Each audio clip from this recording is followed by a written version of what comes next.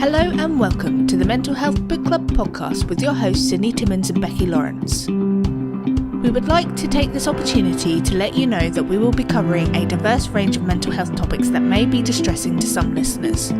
You can find a full list of the topics being covered in each episode in the show notes. Please check the show notes before listening to any of our episodes. Welcome to the Mental Health Book Club podcast with Sydney Timmins and Becky Lawrence. And today we're going to be talking about 13 Reasons Why by Jay Asher, which is also a controversial TV series that aired on Netflix in 2017. So I think this episode is going to be slightly different to what we do usually, because I read the book and Becky watched the TV series. Yeah. So I have little knowledge of the TV series purely because I haven't watched it yet, because I wanted to wait and talk about the book first before I go away and watch it. And so the only things that I know about the TV series is the things that I've read in the media, because there was quite a lot of controversy about this particular TV series. And I think more so the TV series than the book, to be fair. So we have an Amazon rating today, and we also have a Rotten Tomatoes rating for the TV series. So I'm going to hand over to Becky at this point so she can go through the details and just give you a recap of the book. Okay, so Goodreads gave it 4 stars from 606,807 ratings, 46,363 reviews. And Amazon gave the book a 4.3 rating out of 5 stars from 656 customer reviews. IMDb gives it an 8.3 stars for the TV series from 154,996 ratings, and Rotten Tomatoes gives it an 80% out of 100. So Sydney rated this 3 stars for the book, but then dropped it down to 2 stars. And I gave the TV series 3 stars. We're going to now give you the book blurb so you get a bit of a flavour for what it is all about. You cannot stop the future. You cannot rewind the past. The only way to learn the secret is to press play. Clay Jensen returns home from school to find a strange package with his name on it lying on his porch. Inside, he discovers several cassette tapes recorded by Hannah Baker, his classmate and crush, who committed suicide 2 weeks earlier. Hannah's voice tells him that there are 13 reasons why she decided to end her life. Clay is one of them. If he listens, he'll find out why. Clay spends the night crisscrossing his town with Hannah as his guide. He becomes a first-hand witness to Hannah's pain, and he follows Hannah's recorded words throughout his town. What he discovers changes his life forever. Okay, so before we really get started discussing this book, I'd just like to say that if you hear some rattling and movement in the background, it's because April, who is Becky's new bunny, who is 4 months old, is pottering around in her cage, and she's got this giant cardboard tunnel. Yeah. And she decides that she doesn't like it in the place that it is, so she batters it around. So if you hear that, it is the bunny just messing about in her cage. So she is now Bertie's new friend, because unfortunately, Beth didn't get on with Bertie, so she had to be rehomed. But she's gone to a nice home, hasn't she? She has, a really nice one. She's currently chewing on the bars, bless her. I'm like, are you trying to get out? Is that what she's up to? Yeah, she wants to run around, but she's going to have to wait. Sorry. Well, let us get through the podcast first, then you can be out and about. So she's busy in her cage, bless. So, what I thought we would also do, because you've given us the book blurb, Becky, and whilst we go through, I'll give you the reasons why I decided that I wanted to downgrade it from a 3 stars to a 2 stars, because of, in some ways, some of the things that I read, and when I sat and thought about it a bit more, I kind of realised that the whole concept of this book is, in some ways, yes, Hannah has taken her own life because she felt that was the only way out, and life got too much for her. However, I do feel that what was the motivation to leave these tapes behind, if that makes sense. I mean, it feels like it's some kind of act of revenge if you were one of the 13 reasons for why Hannah went and took her own life, how would you then spend the rest of your life knowing and feeling that you were responsible in some way? I think that's the bit that gets to me the most out of this. But then I think that what's quite good about the book is that it shows that our actions have consequences even beyond what we can imagine. And although I'm not saying that our consequences would always lead to someone's suicide, but actually it might make you think twice about actually how it might make you think twice about how you behave around people. And the things that you say and Yeah. how that will impact their emotions and their behaviours. Yeah, because it is 13 reasons. She's not blaming one person. She's not saying this was the reason. She is actually saying, look, there's lots of reasons why I've done this. Yeah, but again, I still wonder, because as we talk about the book, we'll find out that really, in some ways, Clay didn't have that much of a contribution to this. Imagine being told that you, as the person's crush who actually loved her and cared for her, have been then basically told that because of you and other people, I decided to then take my own life. I don't know if it's a good enough reason to make someone feel that bad about themselves. Because imagine if you turned up home, found these tapes on your doorstep, and then listened to them, and at the beginning you're like, well, I'm really upset that Hannah Baker's dead. But then you realise that she's left you these tapes to say, well, you were one of the reasons why I did it. I think I would be devastated. Yeah. No, you would be devastating. It would. How do you then heal from that? Yeah. As a teenager, and this kind of conspiracy thing where you have to keep passing it on to the next person and to the next person, and if that next person doesn't pass it on, like the chain doesn't continue, then the tapes will come out and everyone will know. And there's this kind of shame and guilt associated. It's like a blackmail element. Yeah, and that's probably the bit that gets to me the most out of all of this. So basically what happens is when Clay gets home, he opens his package. Inside it contains 7 tapes, and it also contains a map. And I don't know if this is the same in the TV series, so Becky will interject if there's any differences. And in those tapes, he then puts it into the boom box, because this was written a while ago. So this book came out in 2007. I'm not 100% sure when J. Asher started writing the book, but I don't know, if you asked would teenagers today, if you went, I've got this cassette player, would they know what you were talking about? Look at this, what's this? Probably not. But also in the Netflix series, he actually has to steal someone's Walkman. He does in the book as well. Yeah, to be able to listen to it and to find out what's going on. Yeah. Which, I don't know, I haven't got a cassette Walkman anymore. Do you feel it needed to be an iPod that everyone passed around? Because, I mean, let's be honest, if they had updated it to, a podcast, like an MP3 of her recording it, it would, I don't think it would have the same impact in some ways, because it's not as physical. No, that's true. I did think that was a bit of an outdated thing when they did that. Yeah, they could have changed it, I think. Even when I was watching the series, because it wasn't even, I don't know, a CD player. Could you record onto CDs out of interest? I think you could burn them. Yeah, but again, you'd have to record it onto your computer to then burn it in the first place. True. I don't know, the technology is a little outdated in both the book and in the TV series. But as a result of her going through this process of telling them why it was that she ended up taking her life, we get more of an insight into Hannah and her mental state. And I think without it being said, and I'm not an expert, I have had depression myself, but it's the fact that she has this deep depression that all these things have kind of added up altogether and caused her to feel that the only way for her to deal with this is to take her own life. And she even reaches out for help at one point, and that doesn't necessarily go the best way for her. So I do think, though, when we're talking about somebody who did this because they're in that depressive state and probably isn't thinking about the long-term consequences of giving these tapes to other people, I always felt that it was kind of Hannah wanted other people to hurt as much as she was hurting. Yeah. And so that's kind of why she does it. It's almost it's almost an act of revenge. Yeah. Or retaliation rather than a healing process to make these tapes. Yeah, exactly. That's why really I downgraded it from a 3 stars to a 2 stars. And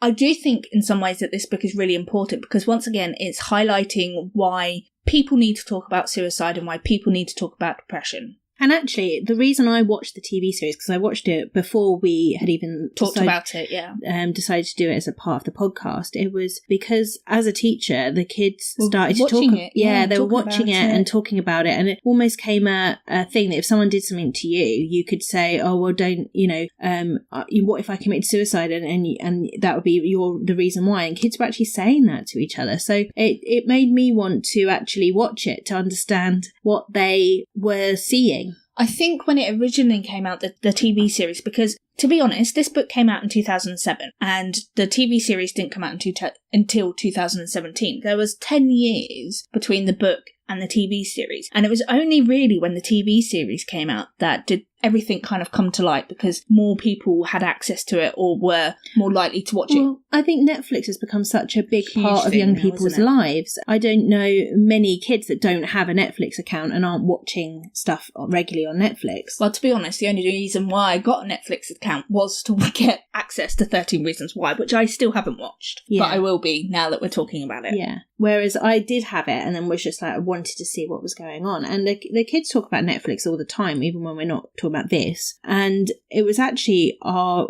child protection lead that was concerned about it being talked about. And I know we've talked before about people do get worried that if you're talking about suicide, you might trigger someone to go out and try suicide. And that was one of the controversial things with this TV series when it came out, was that actually, is it going to make kids actually go and commit suicide and blame their peers and do it as a sort of this act of revenge? Would it push anyone to do that? Now, obviously, we know, and we've said before, that actually talking about suicide doesn't actually trigger suicide. Exactly. And we've also heard that from the secret psychiatrist, yeah, who has got and read different journal articles that state this particular fact. And I'm sure if we spoke to her again, and we are, so the next episode is with the secret psychiatrist, is that just by talking about it, it's not necessarily going to cause someone to go out and attempt suicide. Yeah. But it does mean that there is this open communication of people being able to bring it up. It's not so much stigmatized. Yeah, and that's why I wanted to watch it. I wanted to be able to have those conversations with the kids, and that I understood what they'd seen and actually be able to talk to them about,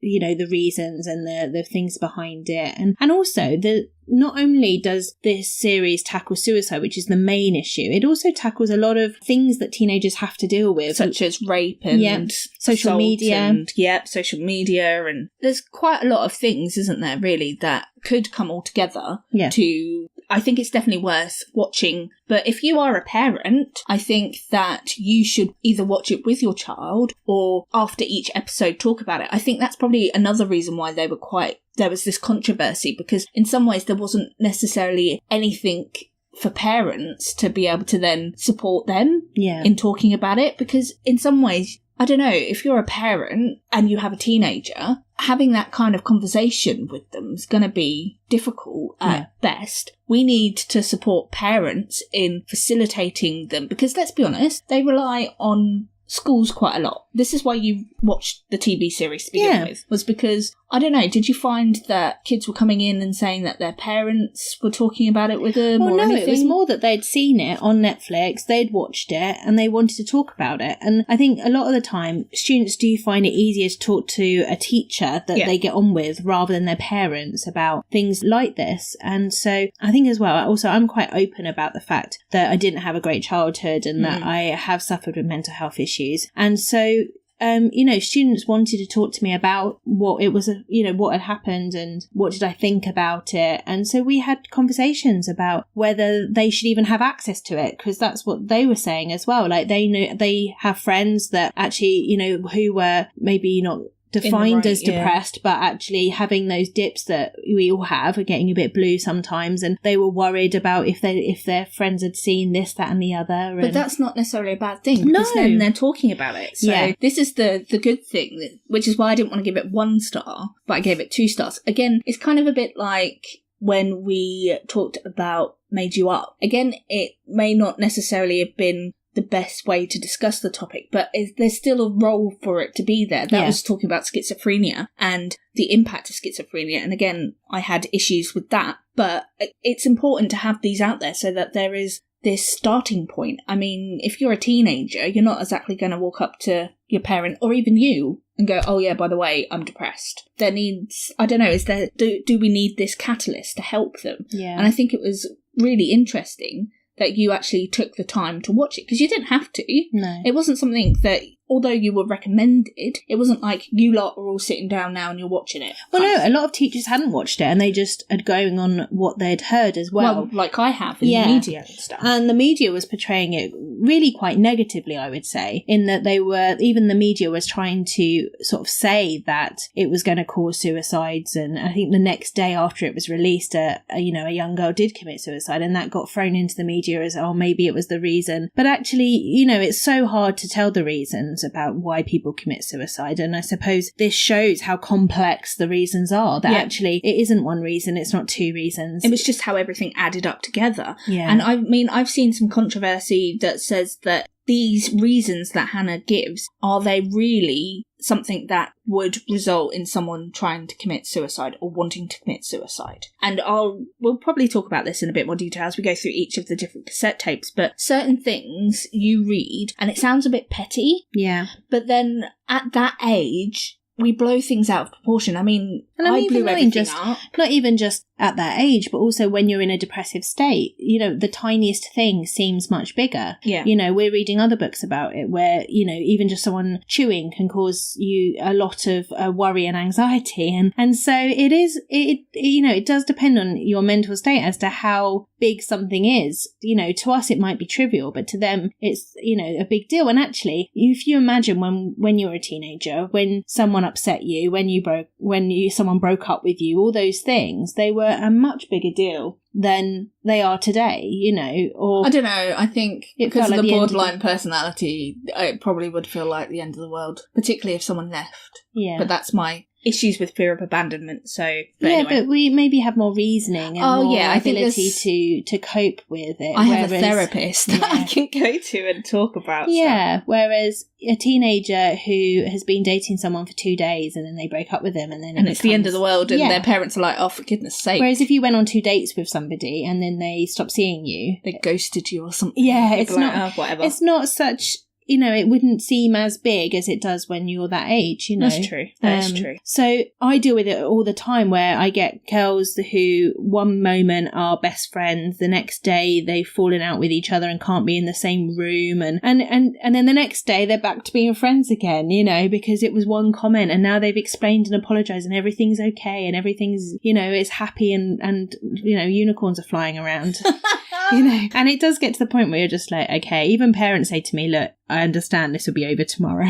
We'll just get through it. It's fine. Yeah. Yeah. So I do think that actually, and I also think that what right do we have to say that that's not a good enough reason to commit suicide? We don't have the right to say that. But this was just some of the things that people had said about this book is like, are some of the reasons in some ways valid? But if you're feeling those emotions and you're feeling that bad, of course it's valid. Yeah. And I think that's another thing, is that the reason why perhaps Hannah got into this state of depression was because maybe people were invalidating her emotions and she didn't feel like she could turn to different people in that situation. I mean, that's one of the reasons behind my development of my borderline personality disorder, was that I was brought up in an invalidating environment. And I mean, in some ways, so are you. And really looking at it, I think our childhoods are really quite similar in certain aspects, particularly the way that our parents behaved. But yet, I came out with borderline personality disorder and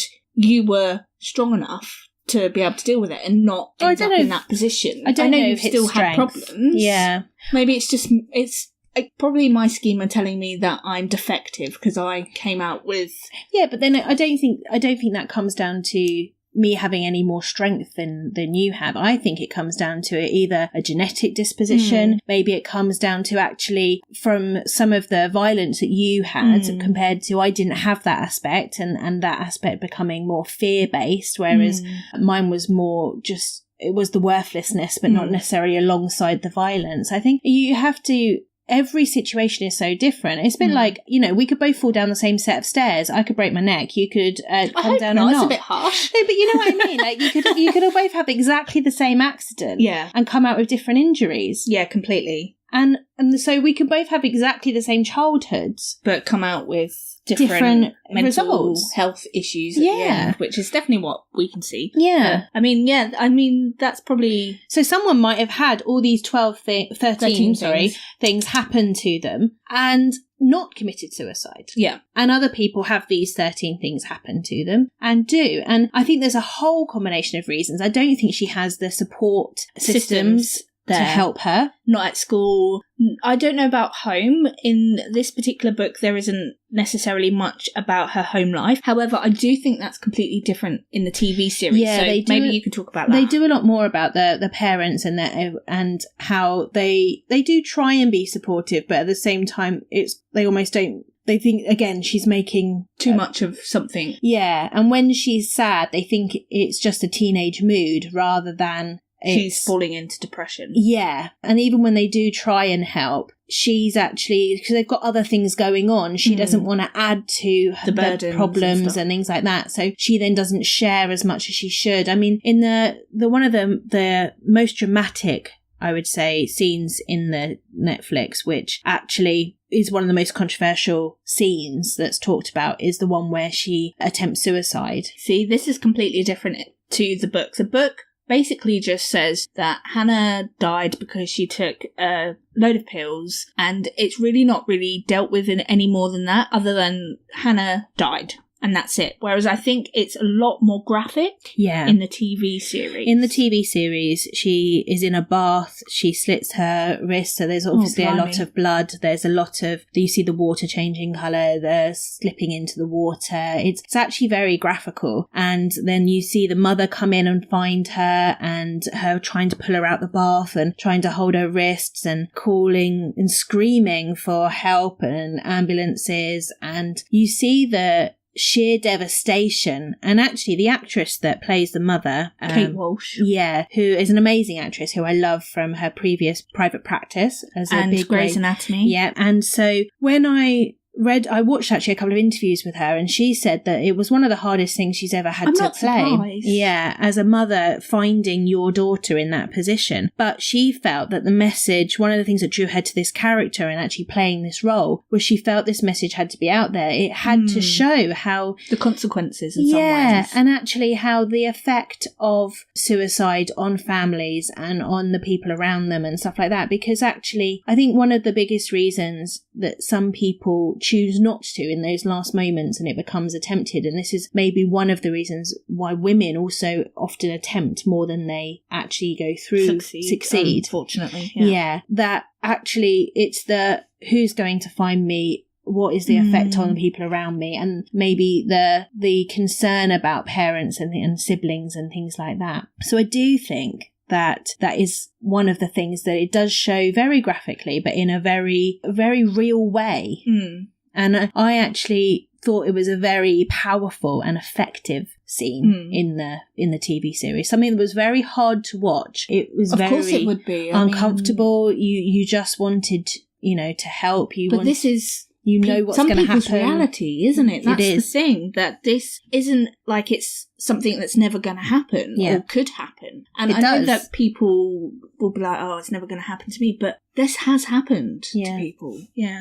And I do think it's really heart-wrenching in those moments, because you know that she is going to commit suicide right from the beginning. You know that, because that's the premise concept of the book. Yeah. But in those moments, you do still hope that mother gets there in time, and your heart goes out to this woman who finds her daughter bleeding out in her bath. How did you find it emotionally, like when you were watching it? So there are some times when I watch TV series and there are certain scenes that I can actually feel myself going into that fear response. I can taste the bitterness in my mouth. I can feel my heart rate increase. All of those. Were there any kind of physical impacts that you felt along with the emotions at all? I'm just interested. Yeah, no, I think I felt I felt for the mother, definitely, in those moments. And I suppose, especially when things get a bit graphic on TV, my mind automatically kind of steps back and tries to go, no, it's not TV. real. It's TV. It's not real. So I think my brain automatically goes into that, trying to step back and remember it's telly whenever these things happen, because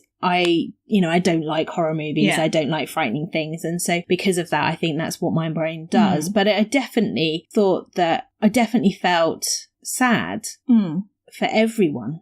Really. And there was this emotion of, why did it have to come to this? Like, there could have been things that could have resulted in this being a different outcome. But I definitely felt my emotions go towards the mother at that point and what she was having to deal with. And often when I'm at school, we do discuss suicide because of the team I work on. It does deal with mental health issues. And so, like the other day, we were talking about it, and because I think someone in the media had committed suicide, and there was a story about it. There's been a new one today, actually. A DJ was... Oh, yeah.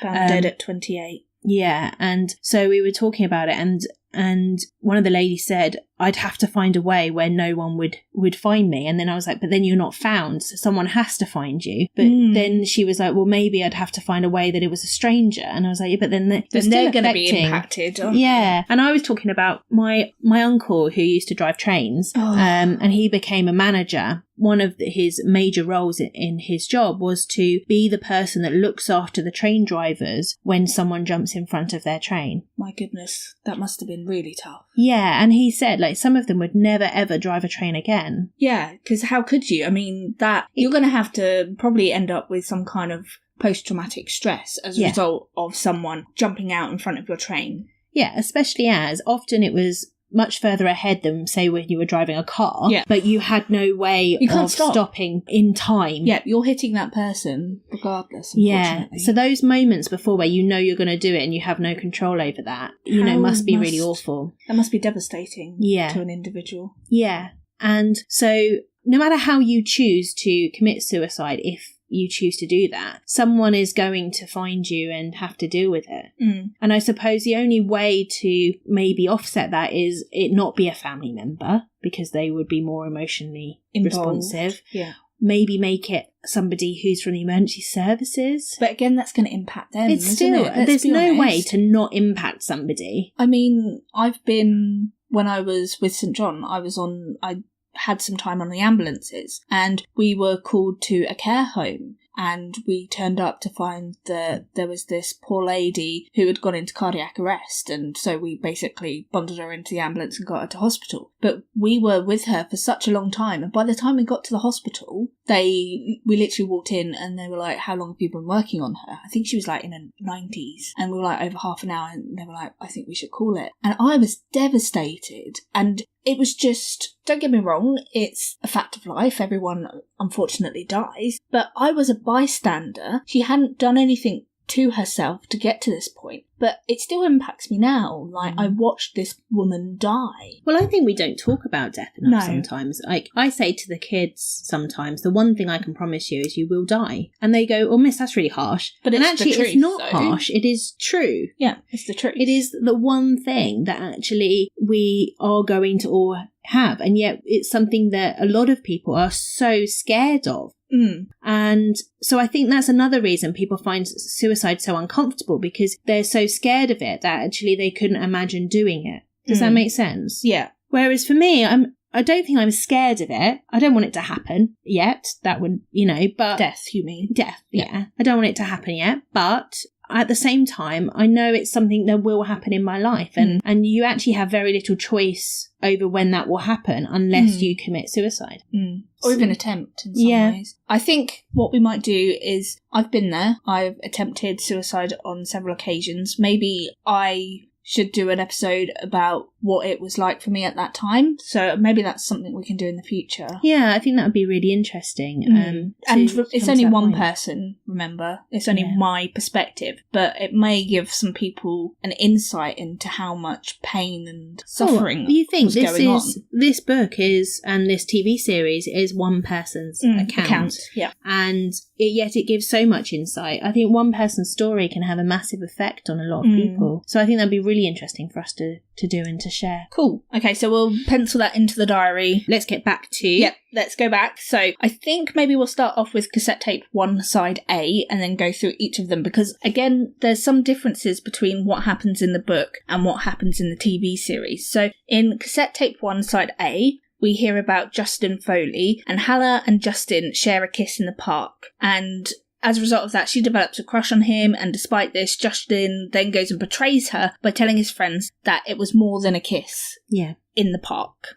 And so as a result of that, it gives Hannah this reputation of a slut. And at school, everyone starts to spread rumours about her because of what Justin's saying. And so all of this stuff is happening, but I think it's slightly different in the TV series. So this is just the start, because basically in some ways it's this campaign against Hannah and her sexuality. And so as a result of this, there is this huge thing where people just have this sense of Hannah that is completely wrong. All she did was share a kiss with him. Yeah, and in the TV series, it is just a kiss that she shares. Oh, good. But because she's in the park and she's going down a slide and she's got a skirt on and a picture is taken. Ah, okay, so that's the difference. So I don't believe there was a picture taken in the book. Yeah, so a picture is taken, and it is the picture that is spread. And the picture makes her look like it was more than a kiss. And again, the rumours start that there was more than that as well.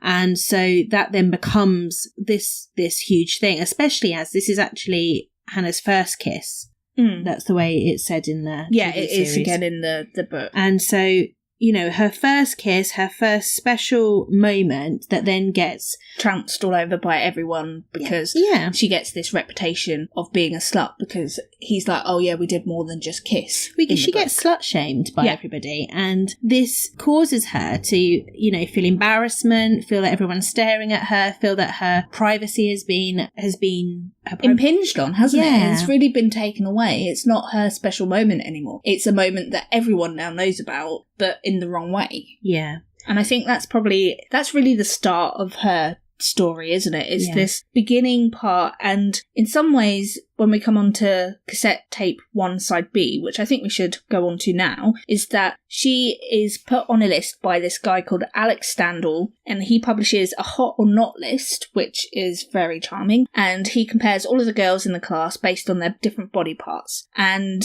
he has awarded Hannah the title of best arse. And he thinks that this is a compliment. However, the problem is that he has also awarded his ex-girlfriend, Jessica, the title of worst arse, because that's a revenge for her breaking up with him. Now, in the TV series, this is done the other way around. Is it? So, cassette tape 1 side B is Jessica, the friend, for mistakenly blaming Hannah for her breakup with Alex. Ah, okay. And then tape 2 side A is Alex Standall for listing Hannah's arse as the best in the school to make Jessica jealous and for destroying her friendship with Jessica. Yeah, so in cassette tape 2 side A, the person 3 is Jessica Davis, and that's when there's issues between Jessica and her getting back because of this breakup. So those two are swapped around in the TV series. Okay, cool. But I don't know. People go, well, if you've been awarded the title Best Arse, well, hey, go for it. Be happy about it. Me, being someone who is not necessarily the most attractive, if I got awarded Best Arse, I would be like, hell yeah, thank you very much, I'll take that. But then I did have a bit of a breakdown, so kind of sidetracking here, but the Me Too movement is fantastic because it's highlighting people that have felt that they have had unwanted sexual attention from men and women. And so there was this great big Twitter hashtag that you may have seen, Me Too, and I couldn't say that. Do you remember this? And because of this is going to sound really backwards and really quite weird, but I went, well, what's wrong with me? Yeah, why haven't you got a Me Too story? Yeah, why haven't I got a Me Too story? Which is completely absurd, because why would you want one? Yeah, you don't want one. No. And it's like, well, why? What on earth is it in me and in my thoughts that have made me go, well, why? What's wrong with me? Yeah. And again, it's because of these things that I feel that I am not good enough.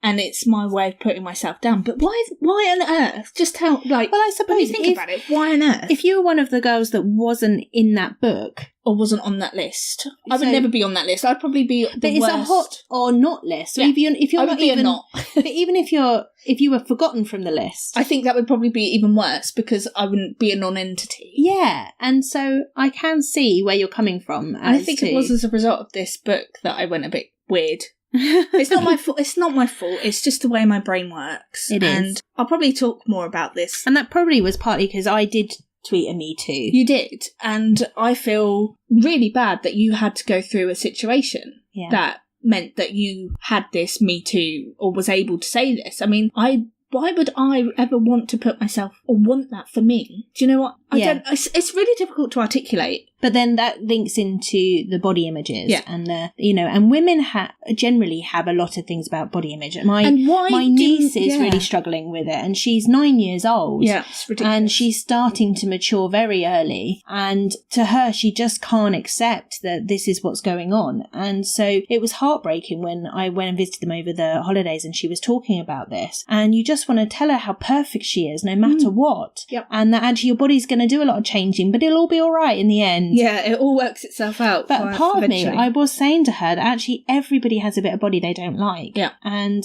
completely. Or several bits of body they don't like. And especially women, we are very critical of our own bodies. But why do these guys feel it's appropriate to write this list? Yeah. That's the other thing, is that having a hot or not list is so derogatory, and even if you are on the positive side. And it does happen. I hear in my classrooms where the boys talk about other girls, and I stop it and I say, I'm sorry, what gives you the right to judge somebody in the way their physical appearance? And although, yes, it might be part of life, we all do judge each other's how we look because actually we want a partner we're attracted to as well and things like that. But I think there has been, especially for teenage boys, more onus put on people's appearance. What do you think that is? Do you think that's just like media and the things that we see on media? Because let's be honest, if you watch the news, there isn't anyone that you would necessarily think was unpleasant to look at.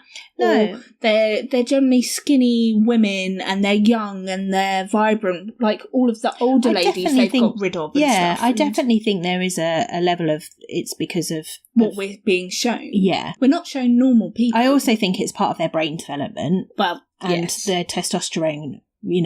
Girls. Or boys. True. Boys.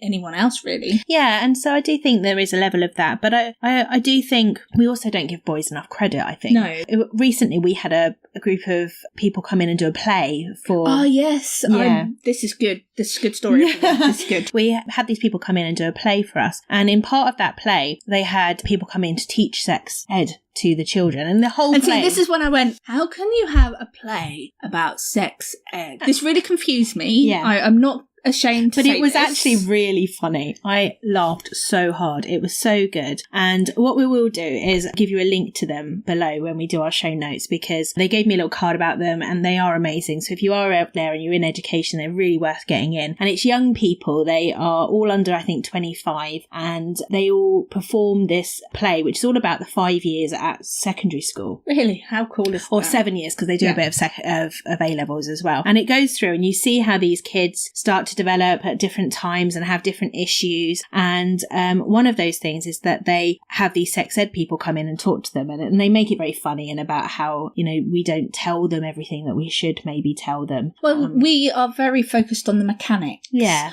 Not the emotional things that go along with the relationship. And one of the tasks they did was they split the boys and girls into two, which one of the character who is a boy born in a girl's body found this particularly difficult. But while that was going on, the two groups were writing a list of what they wanted from a partner.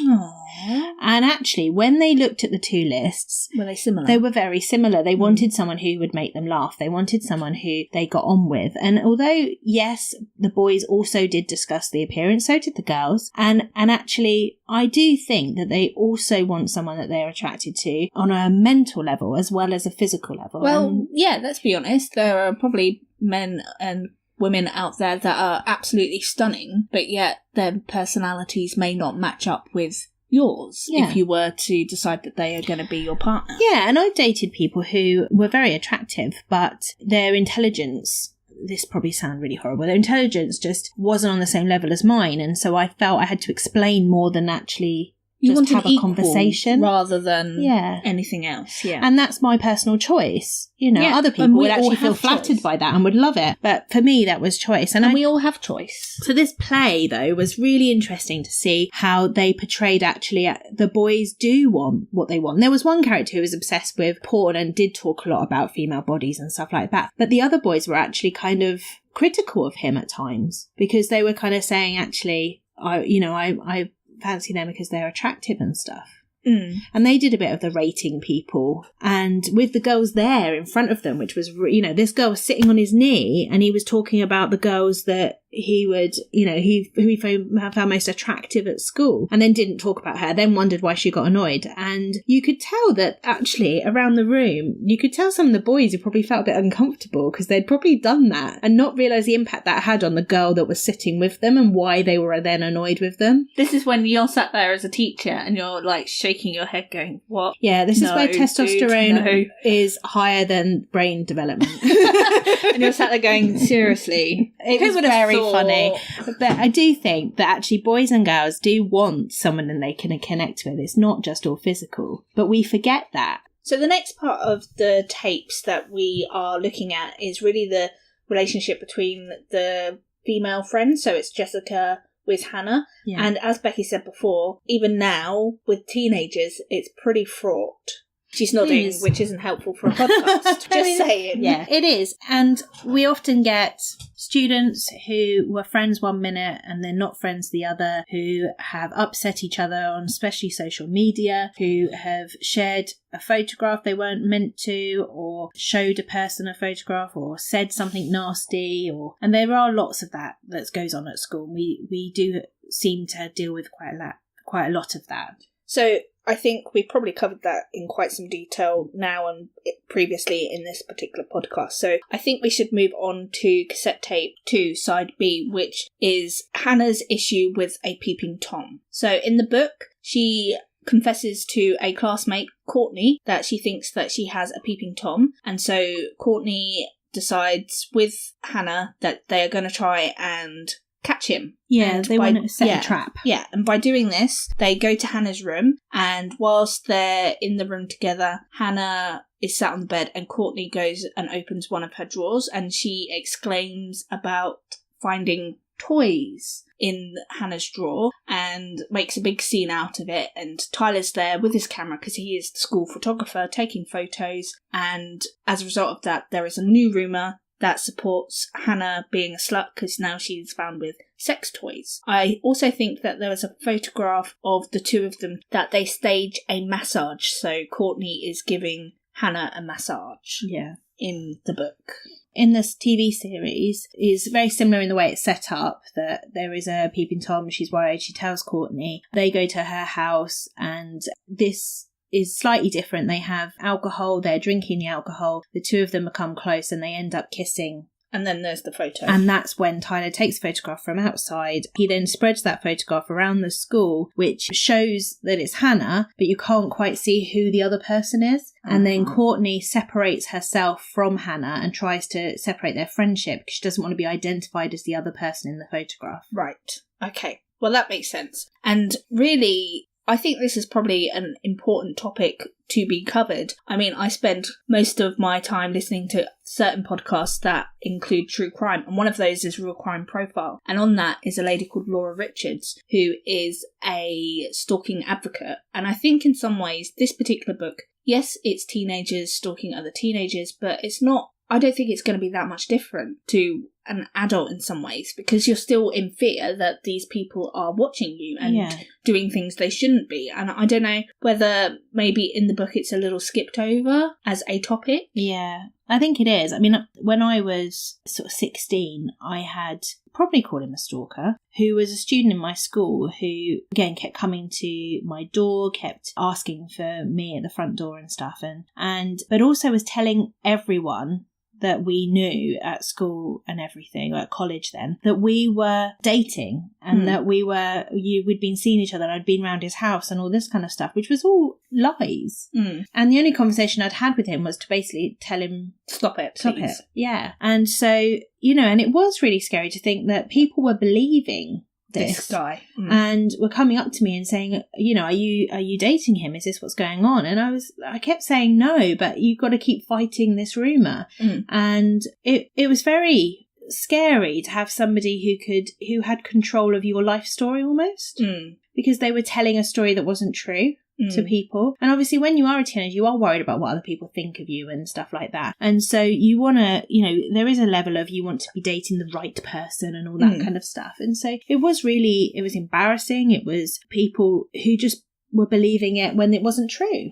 So, yeah, I do think that this is perhaps a topic that wasn't necessarily dealt with in such a good way in this book. Yeah, because this goes even further with the photograph. And again, it's then spread around school, and it adds to the rumours on top that she is actually this slut. And this is one of the issues I talk to girls at school about, that actually calling each other out as sluts adds to the problem of slut shaming. Because it's one thing that guys are calling people a slut, but when girls are doing it to each other, then they perpetuate the issue of I don't think anyone shaming. should call anyone else a slut. And also there's this distinct difference between what boys and men can get away with in comparison to what girls and women can get away with, particularly in the area of sex and relationships. And that's one of the reasons why I think it's so important for girls to look after each other and to not slut shame and not call each other those words, because actually we shouldn't be adding to the fact that men think that it's okay to do that.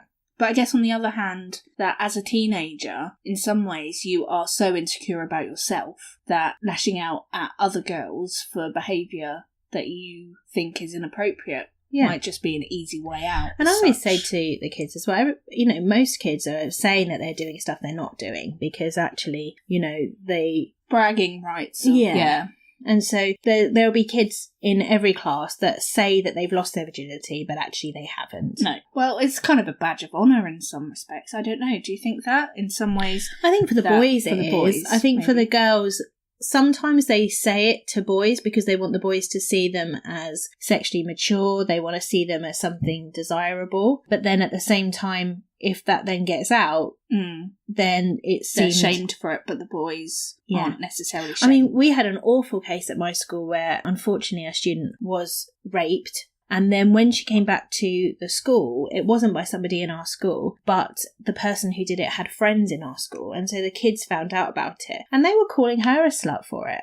Which and you is were not like, fair. And because she had invited this boy over to her house. But no means no, people. Yeah, and even if I invite you to my house, it doesn't mean you're going to jump into bed with me. Yeah. Yeah, and so it was Are you really... telling me that we're not going to have sex? No, just because you're at my house does not mean we're having sex.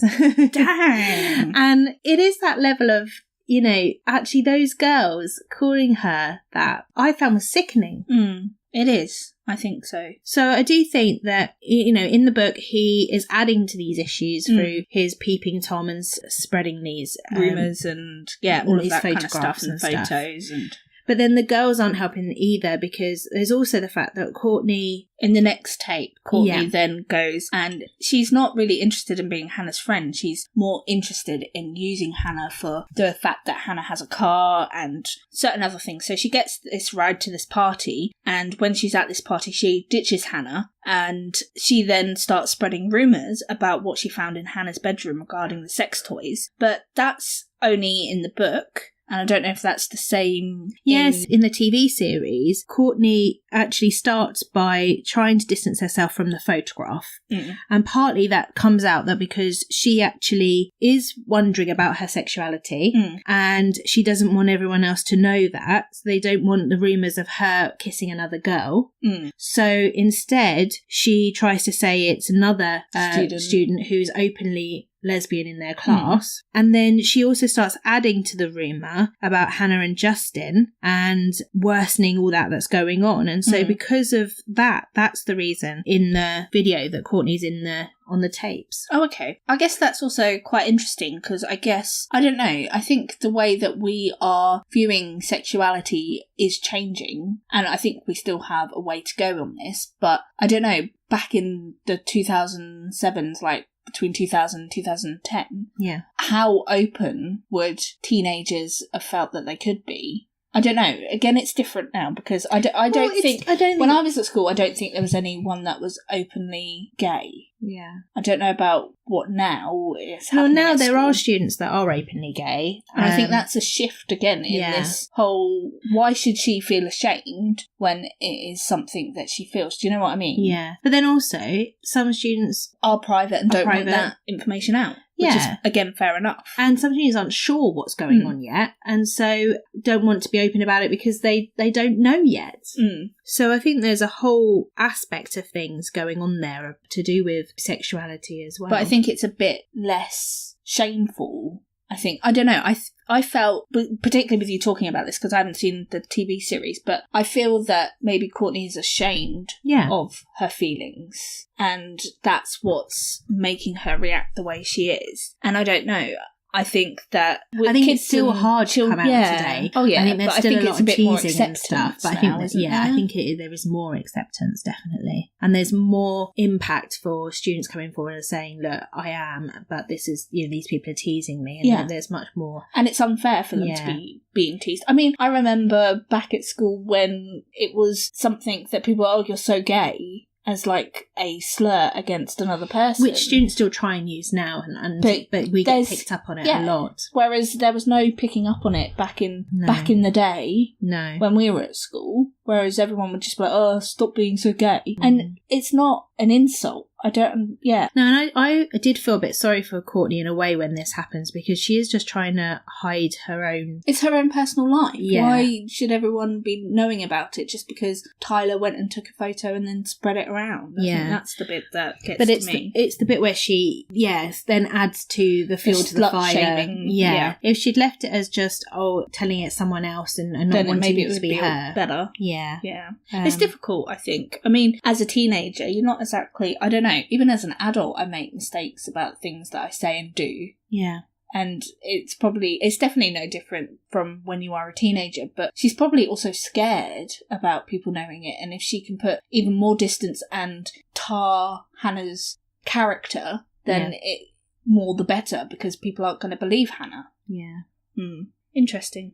So the next cassette tape 3 side B is about Marcus Cooley, who is Marcus Cole in the TV So they've series. changed his name. Slightly, yeah. In the TV series, he attempts to sexually assault her. He does in the book as well, but is it this Dollar Valentine thing? Yes. Okay, so what happens, I'm guessing, again, correct me if I'm wrong, that they have this thing where they are trying to raise money, the cheerleaders are trying to raise money for the cheerleading squad, and it's Valentine's Day, and it's a Valentine's fundraiser called the Oh My Dollar Valentine.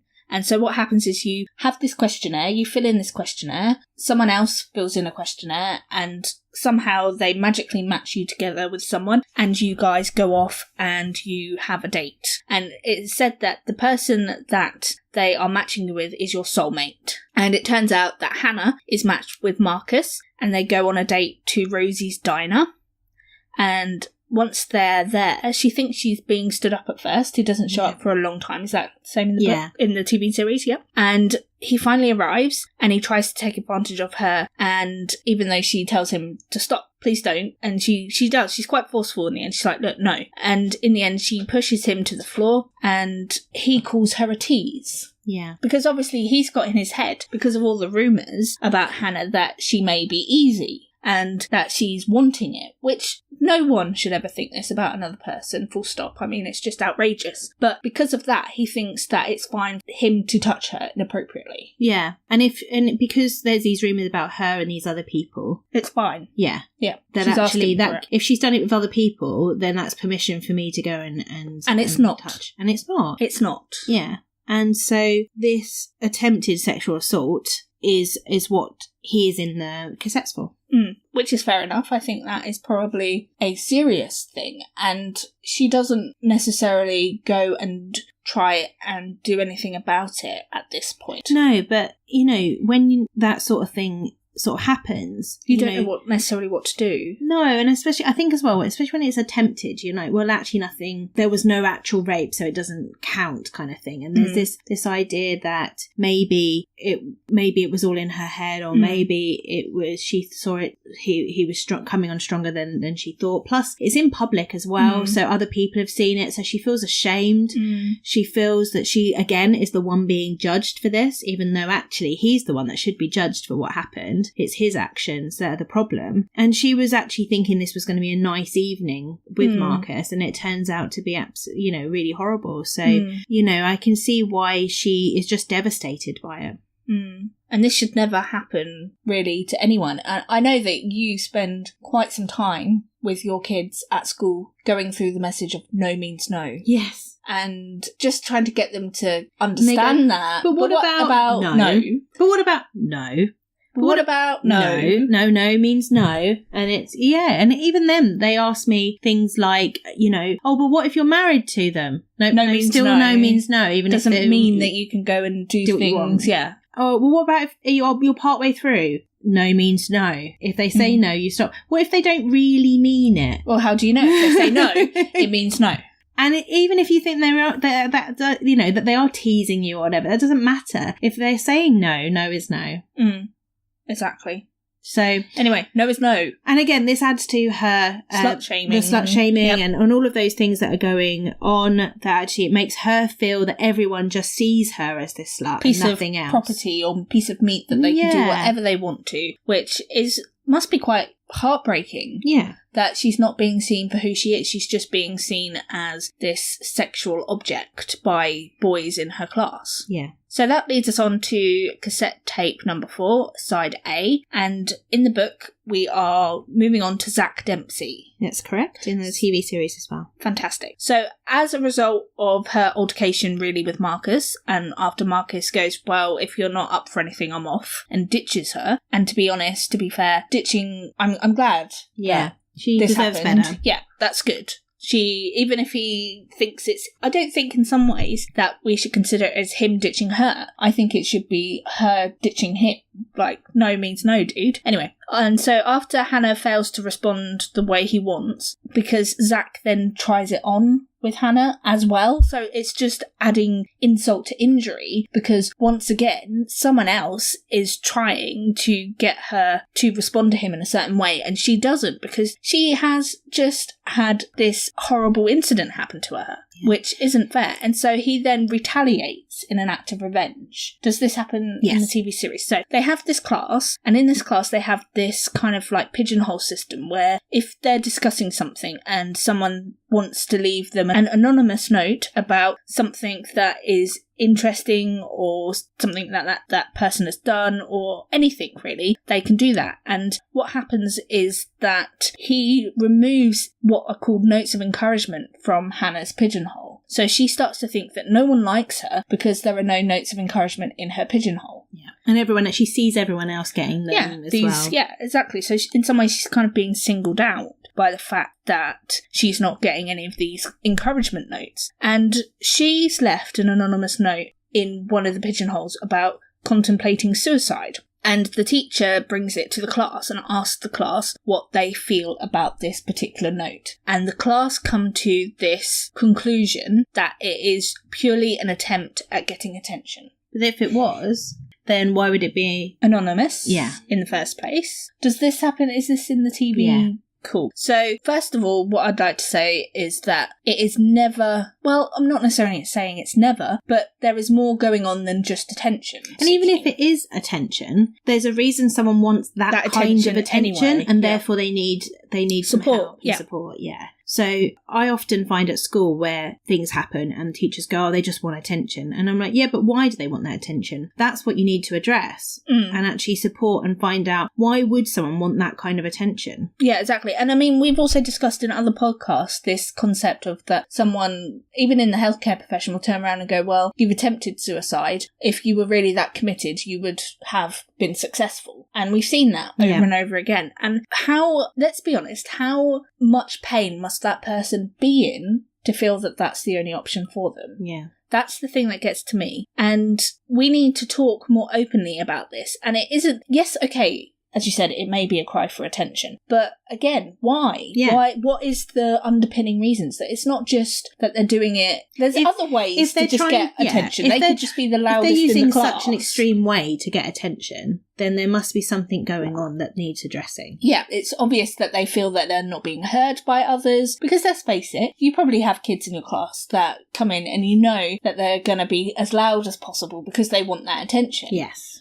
And there are others that will be feeling like they want some attention, but haven't got the loud voice to do it, or the loud personality. Yeah, exactly. And so there are other ways that someone can get attention other than saying, oh yeah, I'm thinking about suicide. Yeah. I also think you should never write it off, because you can never tell. And even psychologists and psychiatrists will tell you that they don't even know when not 100%. No, they can't even tell when someone's going to commit suicide or not. And actually, there are times when I read something recently about someone who committed suicide from the point of view of the psychiatrist, and they said, that they'd seen them the day before and they seemed absolutely fine and happy, because actually in their head they'd made the decision to do it, and so they were actually sort of content with what was going to happen, and so they came across as actually very positive, and then the next day committed suicide. And the psychiatrist was like, I saw them the day before, or you could even see them hours before, and you might not know what's going to happen, because we can't predict these things. So if anyone is saying that, I think you have to take it seriously until you find out who it is and discuss it and find out what's going on, because either way they need help. Whether it's true or not, they need help.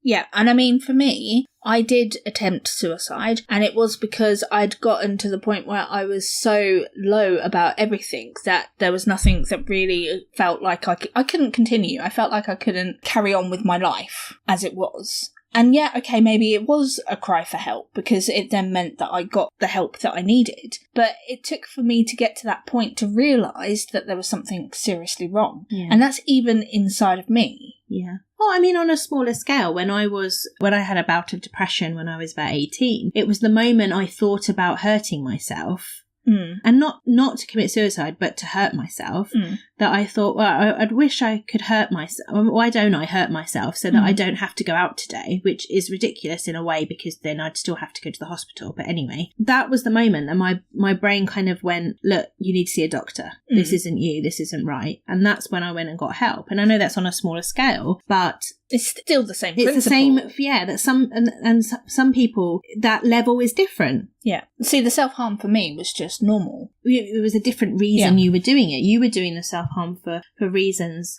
that were different to me. And I didn't actually do it, and I went and saw the doctor and they put me on antidepressants, and I eventually started feeling better. But it took that to make me realise that actually I needed to go and get help from someone, that I wasn't coping on my own.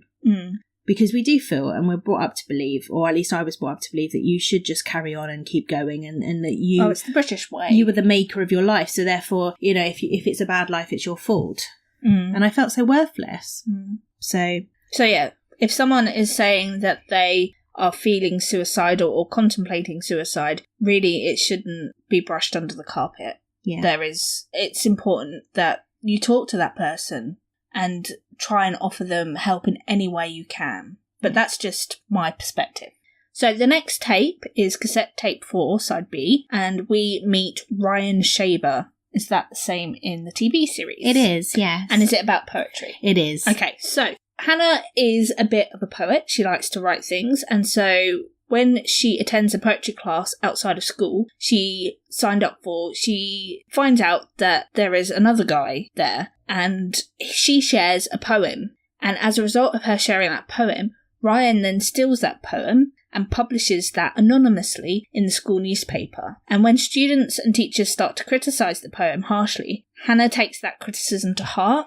Yeah, although no one really knows it's actually in the TV series, they actually are laughing at her, and they think it's, and they really do find the poem hilarious, even though actually it's about her feelings and stuff. Which is not fair. And just adds to her feeling of humiliation that she has had it's constantly. It's this additional thing, isn't it? It's just one thing and then a next thing, and it just all starts to add up to her really falling into this depression. Yeah. So cassette tape 5 is when Clay is involved in this. But I don't know again about the TV series, but in the book, Hannah actually apologises for including Clay in the 13 sides of the tapes. See, in the TV series, it is, because we are on tape 5, side B? Side A. It is actually Justin Foley. Ah, okay, so again, it's a swap around. So side B is Justin Foley in the book, side A is Clay. Okay. So it's swapped again. Yeah, because side B in the series is actually Sherry Holland. Ah, okay, so that is a completely new character that character is not in the book. Oh, okay. So Clay isn't until tape 6, side A. Okay, so maybe this is where we're going to have to diverge, because otherwise it's going to get a little bit confusing. So did you want me to go through the book parts and then we go on to... Yeah, so let's go with, because you said side A is Clay. Yeah. Should we leave Clay? Because he's got... I think he probably needs a discussion all on his own. Yeah, so if we go through the others and we'll come back to Clay. Yes, that sounds good. So let's we'll move on jump onto Justin. So Justin and Jessica, they're at a party and they enter the bedroom, and Hannah is in the bedroom crying because of what happened between her and Clay, which may not be in the TV series. But just think that in the book, she is in a room with Clay at this party. She starts to find out that Clay likes her and they kiss and it's all good, but then all of the things with Justin and with everyone else slut-shaming her, she pushes Clay away and he leaves. So she's still in this bedroom, and in come Justin and Jessica. Justin and Jessica haven't noticed that Hannah is in the room, but Justin tries to have sex with Jessica on the bed. But because she's so drunk, she gets to the point where in some way she becomes unconscious. She's not responding to Justin. And so Justin at that point leaves the room. So he gets the no means no message. Excellent. Well done, Justin. However, this is the next part that is really quite horrible, is that Hannah is still in the room with Jessica. She's witnessed what happened between Justin and Jessica, and Justin is outside and she can hear him talking to someone. And so she goes and hides in the closet, and in walks another student called Bryce Walker. And the story is unclear as to why Justin lets him into the room, but he kind of knows what... I think there is some kind of indication in the of why TV he wants series, to be in that room with Jessica. Yeah, in the TV series, it's more of their sort of boys, Boys sharing club. girls, and and she's in there, and I just want to go and have a look, and she's drunk, and he goes in there anyway. And so in both of them, Hannah is putting Justin in these tapes because he doesn't stop this incident from happening. Yeah. Which is fair enough, because he should have. He kind of knew. Well, Jessica's his ways. girlfriend in this, and he knew what Bryce was going to do and lets it happen. Exactly. But also it's the fact that, I don't know if this happened in the book, but it's about the fact that Jessica doesn't know it's happened. No, because she's unconscious. Yeah, that's exactly the same in the book. And it's about whether they tell her what's happened as well. And that must be such a huge ethical dilemma, because not only do you know that this has happened, there is criticism that Hannah doesn't necessarily do anything about it, if that makes sense. So she's hiding in this closet. She could equally try and stop Bryce. Yeah. And there is this criticism as to why she didn't necessarily go and stop Bryce, but then you've got to remember she is emotional, she may be scared. There's quite a lot of things going on for Hannah. Yeah. I don't know what I would do if I was in that situation. Bryce is also depicted as a very large football player who, doesn't seem to be stable and is very drunk as well. And so there's all these things going on at the same time. Actually, in the TV series, it's actually Clay who, after hearing this, gets legal advice from his mother without fully telling her what's going on. Whereas there is nothing like that in the book. And actually goes to Justin's apartment and gets him to admit what's happened and that the tapes are real, and tries to get him to actually help Clay get justice for Jessica and actually tell them and stuff. So there's a lot more involvement of what Clay does with the information all the way through the series. We're including Clay talking to Hannah's mum, and which none of this is in the book at all. There's not much real mention of Hannah's family other than they own a shoe store and it's going through hard times and that kind of stuff. But her mum isn't necessarily any kind of main character.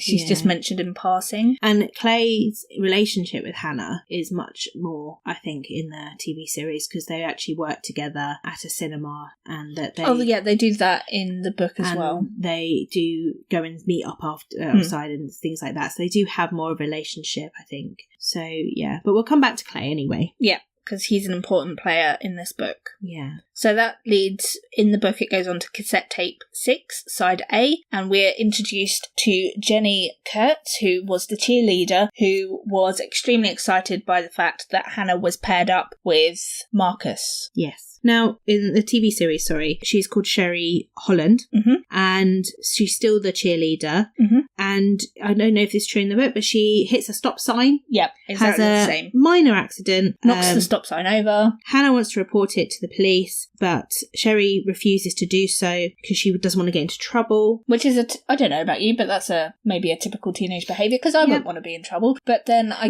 think they weren't meant to be in the car, were they? At the time, well, I think Sherry/Jenny was drunk. Yeah, I think there was other issues going on. Yeah. And Hannah's on her way to find a phone to call the authorities, but because there's no stop sign, a serious accident happens, which results in the death of classmate? Yeah, Jeff Atkins, who's actually in the TV series is depicted as one of Clay's really close friends. Ah, okay. There's no mention of that really in the book.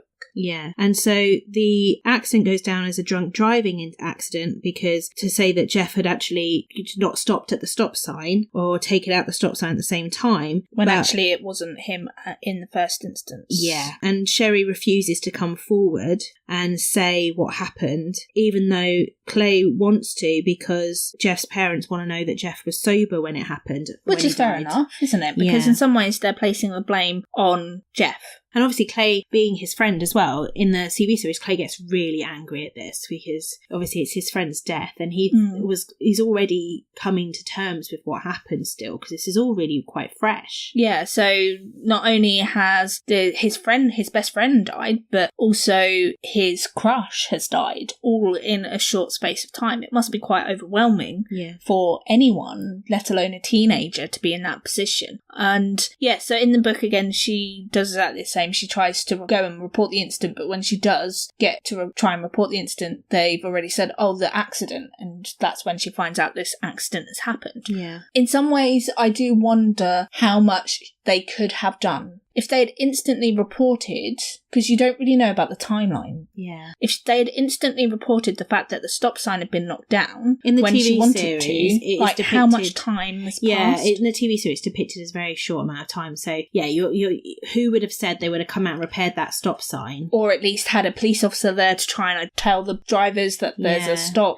And this is depicted at night as well. So would they actually have come out at night and done this or not? And yeah, it is. So it's a little bit, again, it's difficult to identify as to how much would have changed if the report had gone ahead earlier and if the police had gotten there quicker, because they may not have even gotten there before the accident occurred anyway. Yeah. However, it would mean that Hannah wouldn't have those doubts in her head. If she had reported it and then that accident happened, there would have been a bit more. I think Hannah is in shock. Hannah is, and she again feels partially to blame for it because of this stop sign and being in the car and being involved and being around. I would feel like it was my fault that this happened. Yeah. And regardless of desperately wanting to tell them and telling them at the most, like telling the authorities at the quickest time she could, it was still going to be difficult to deal with. I don't know, would she have still had the same feelings if she had reported it and then the accident had happened? I don't know. I still think if it was me and that series of events had happened, and I would still feel responsible. Yeah. And even if I was telling you, it's okay, like they wouldn't have been able to change anything. Exactly. I still would feel guilt. Well, I shouldn't have knocked it down in the first place. Yeah. No, I still think that it's a tough one, that one, I think. Yeah. And I think this is what adds to, throughout the most of the tapes, it's about humiliation. It's about her self-confidence being dropped. I think this tape is more about actually her own guilt associated with this accident. Yeah, definitely. Okay. The next tape, so tape 6 side B in the TV series, is Bryce. Yeah, it's also Bryce. This goes back to not only the rape that happened with Jessica, but also Hannah ends up at a party being thrown by Bryce, and she ends up alone with him in the hot tub, even though the others that have left her actually know what Bryce is like, and she ends up being raped in the hot tub. This leads to Hannah creating a list of people that she feels are responsible for her situation, which in a previous episode on the TV series her mother finds and then reports to the school because she thinks she's being bullied, and that might have led to her suicide. That's interesting because there's nothing like, well, it's similar in the book, but it's not quite the same. So yes, Hannah ends up in a hot tub with Bryce, but she's walking along the street and she sees them all in the hot tub outside, and they call her over. It's at Courtney's house and they're like, come over, get in the hot tub. So she does, but she hasn't got a bathing suit of any description, so she literally just goes, well, I'll just take my clothes off and get in. So she gets in just her bra and knickers. Yeah. Is that similar in the TV series? Yeah. So she gets into the hot tub, and as Becky said, everyone gets out and they're left alone together, and that's when the rape happens. But at this point, her mental state is so poor that, I don't know, in some ways, she's just like, well, who cares? Do you know, can you see where it's coming from? You can go, her self-worth is so low. Yeah. That actually she's just like, kind of just thinks it's inevitable. This is just another thing that add happens. It to the list of things, and away we go. Interestingly, in the TV series, while this is going on in this episode, it's kind of, because each episode in the TV series flashes to the present day with Clay and what's going on, as well as going in the past. Whereas there is no present day. Well, there is present day, but it's a lot less than what is in the TV series, I think. And in the TV series, there's a lawsuit going on between the family and the school because of this alleged bullying, because of this list that she then draws up. But also there's Clay going around and sort of really talking to these people and why they're on there and confronting them. And he gets really angry and confronts Bryce about it. And actually Bryce admits that he raped Hannah. And then the episode ends, spoiler alert, dun, dun, dun, on a teenager being reported with gunshot injuries. See, now this does going not to the hospital, and so it ends with you not knowing who that person is. Is it Bryce for his guilt? Is it someone else for their guilt? Has this all led to something else? And that is how the episode ends, which is quite an interesting ending. So we might have to come back to that, I think, in more detail in a bit. So the last tape is cassette tape 7, side A. Obviously, we've missed the tape with Clay in, so we'll come back to that. But I think it's important to go through the last tape, and we see that she goes to see her temporary guidance counsellor, Mr. Porter. So this is something that we don't have really in the UK, a guidance counsellor, is it? So do you know much about what a guidance counsellor is meant to be? In America, I believe most schools have one, and it is part counsellor, as in for mental health issues, get students to understand what's going on with them, but also it's meant to be guidance on the future, so it helps you with your career advice. They usually do tests and they come out with after an interview, what job you should have in the future, help you guide towards colleges, all that kind of stuff. But also, if you're going through a rough patch, they're meant to be there to support you as well. So it's an all-round sort of, like, we maybe call it our pastoral team. So where we have heads of year that talk to students and deal with them on a much smaller basis, whereas this person is usually one for the whole school. Okay, so this particular person is the person that she goes to and confides in him that she is having these thoughts of suicide, and also that she has been sexually assaulted by a boy at school. However, the way that he handles this isn't at all good, and I'm hoping that this is the same in the TV series. Yeah. So he tells Hannah that if she isn't going to press charges against the boy that committed offences to her, that she should just move on. Just like that. Yeah. And don't you just want to punch this guy at this point?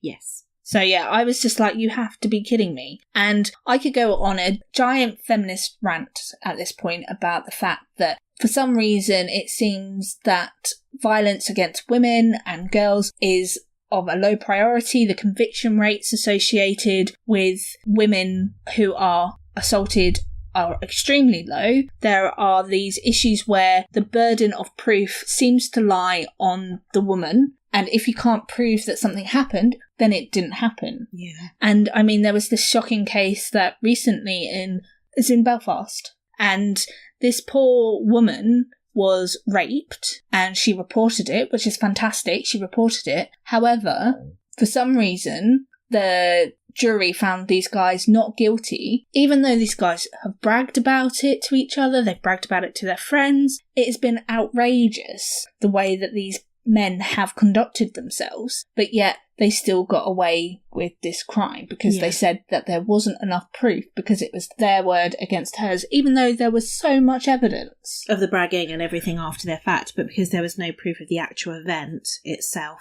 And I found that sickening, and it kind of feels like that case again in this situation is that if you're not going to do anything about it, stop whinging about it and get on with it. It's after this in the TV series where she goes home, and that's when she actually does commit suicide.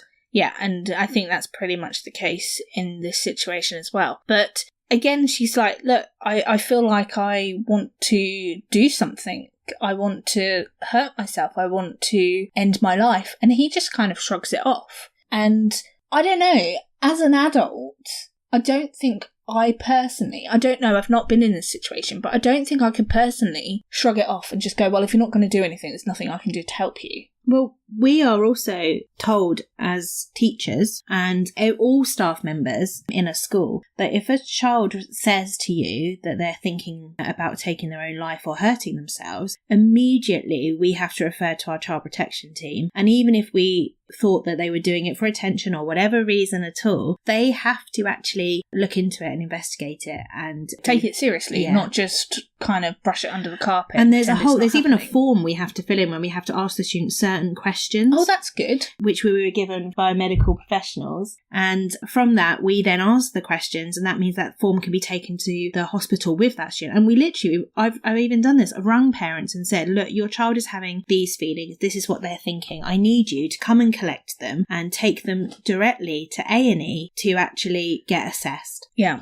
And that's what I need you to do because they're having suicidal thoughts. And I've actually had to do that with a student. You've even had to take them, haven't you? Well, I had to take a student who had harmed herself.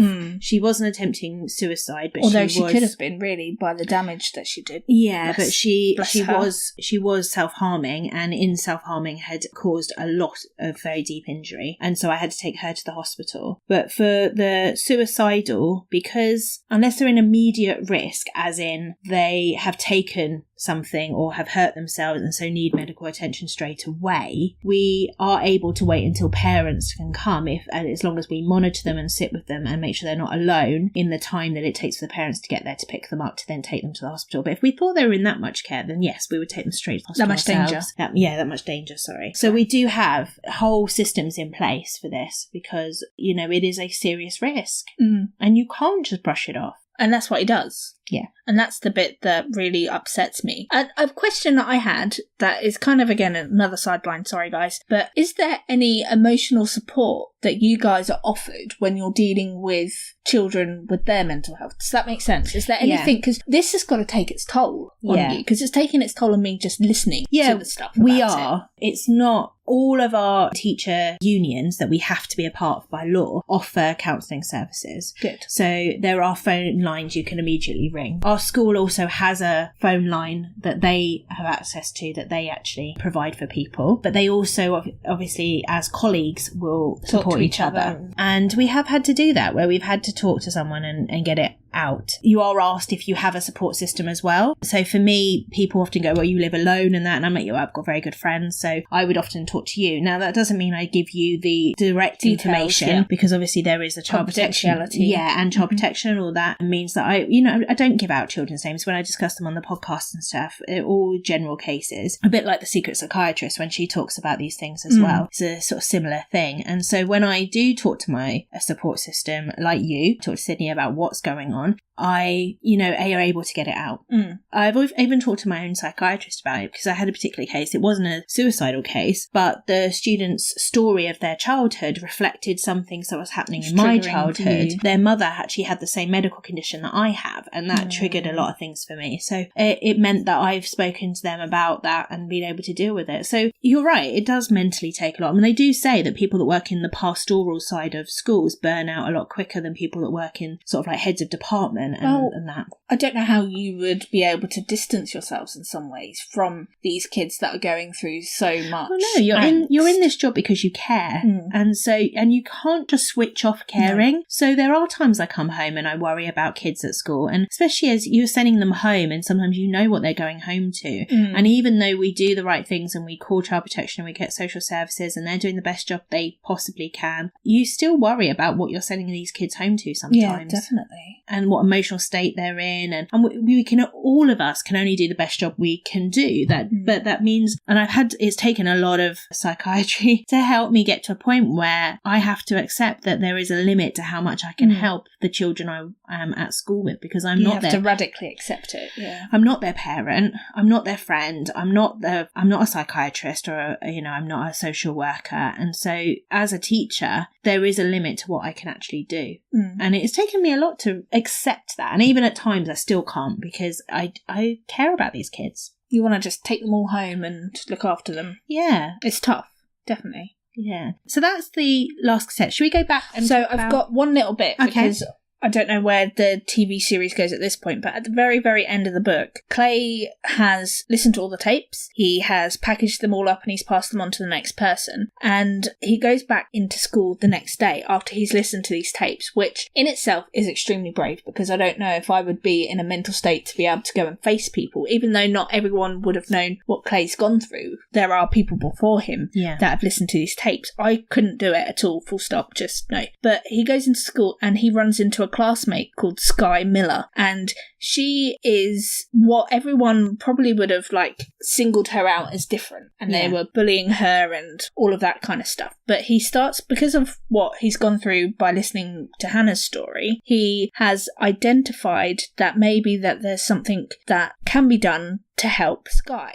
He looks at her and he's like, I think she's going down the same path as Hannah. And as a result of that, he goes and speaks to her. And so in the hallway, they end up speaking together, and that's where the novel ends. See, it does end that way in the TV series with him reaching out, but before it gets to that point... now this is the difference, isn't it? So do we want to do the bit about Clay first and then do the bit about... The ending? The ending? Yeah, because I think that would probably wrap it up nicely. So...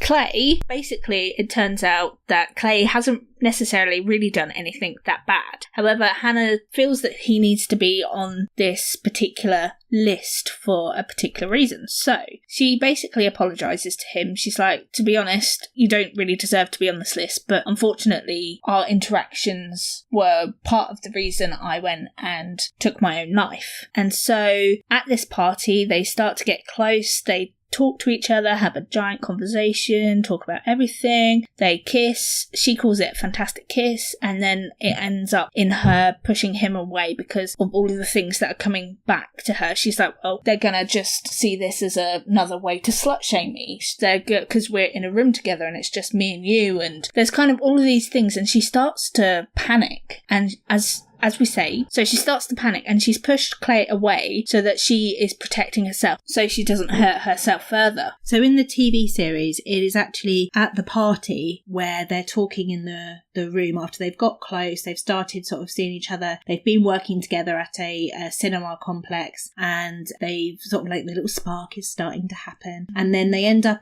she runs off, he follows her, they end up in the bedroom, they're kissing, she can't cope with it, she tells him to leave. And he's actually on the tapes because he actually does what she says and leaves, and she wishes that he hadn't. Yeah. And so actually... It's kind of not his fault. He's the first person that has actually respected her, and yet, as a result of that respect for what she wants, he is then being put on this tape. Yeah. Yeah. And that's kind of similar to what happens in the book. Yeah, and in this episode where he actually listens to his own tape, he's actually overcome with so much guilt, he actually contemplates his own suicide. That's sad. Because he feels he didn't do enough to prevent Hannah's death. But how, again, we've already kind of touched on it, but even the trained professionals don't know, can't tell if someone is actually going to go through with their thoughts or not. Yeah. So that him beating himself up, see, this is the bit that really gets it's this concept of the revenge part. Yeah. And although she's like, oh, I'm really sorry, Clay, that you're on this list, how would you feel being told, oh yeah, you're kind of on this list because you were the good guy, but you did then kind of contribute to But she says it's because you're part of my story, and I'm telling my story. But then he still is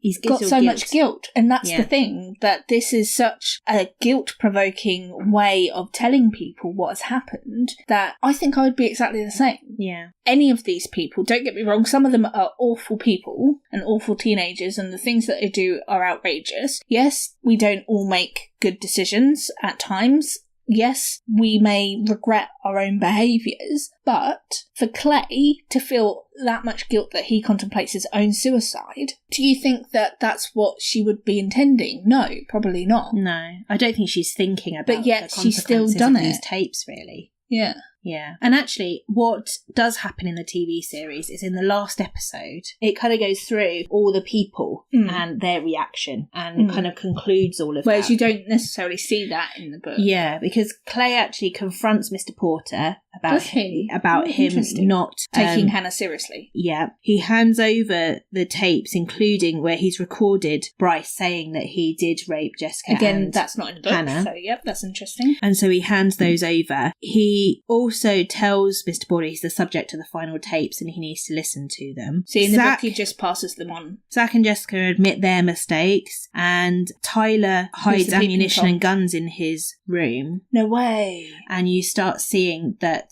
this is where the next series might be going, because there is talk of a second series, but obviously there isn't a second book. And I think this is where they opened it up. They had Tyler sort of getting all this ammunition and guns and stuff and hiding them in his room. Yeah, might be a controversial next series as well. Something about a school shooting by any chance? That's what I think it's going towards, yeah. Alex is revealed as the one that has actually shot himself, and he's in critical condition in hospital. Justin leaves town, but tells Bryce about the tapes as well. Jessica finally tells her father about the rape, so that starts to come out. And obviously you then see her father getting very angry, another thing that might be in the next series. And that's when the series then goes on to, you see Clay talking to Sky Miller, and that's when it ends from there. So, and it does leave it open to possibly a second series. And so on the 7th of May 2017, it was announced that Netflix had renewed the series for a second season. There was a promo released, and filming apparently began last year, but it was halted because of the ongoing California fires, which was where it was being filmed. So there is filming going on. They haven't released what the story is going to be or what's going to be around, whether it's actually going to be the same group of people or focused on another person or something. Yeah, or a completely different place but with the same concept. I don't know, and we'll have to wait and see. Interesting. So we could be doing another one, I think. Maybe if there is a second series, maybe we'll just talk about the series, because I do think that this is an important topic. I'm gonna say again that I don't think that portraying suicide in books or on TV necessarily leads to suicide. However, it does open up an easier way to discuss it, particularly with your teenagers. Yeah. If you need any additional support about this particular topic, or you have been impacted by this topic, then there are plenty of places that you can get support. I will put them in the show notes. The ones that we often refer to are the Samaritans and Mind. In America, I will find you some places that you could go to in America for support on this kind of thing as well. Schools refer to CAMS or for your doctor, but we also have Relate as well, which is a family support worker, so that can often be a good place to go as well. And we'll pop that in the show notes for you as well. So, what did you think overall? Are you going to read the book? I don't think I am. I think that the TV series goes beyond the book, whereas I think if you read the book, I think the TV series would give you more. But in this case, I think I'm going to focus on some of the others that we've got to read. Okay, well, I'm going to go home and I'm going to watch this TV series. I'm excited to get the text messages while you're watching it. Probably going, oh my goodness, what did I do that for? Probably also bits I've forgotten, and that you'll be like, no, that was wrong, or no, you missed this out, we could have discussed that. But never mind. Yeah. Until next time. And hopefully you guys have enjoyed at least listening to us talking about it, and hopefully the way we've done it a bit differently to mix things up a little. And yeah, I hope it all makes sense. So just remember, it's okay not to be okay. And if you're not okay, talk.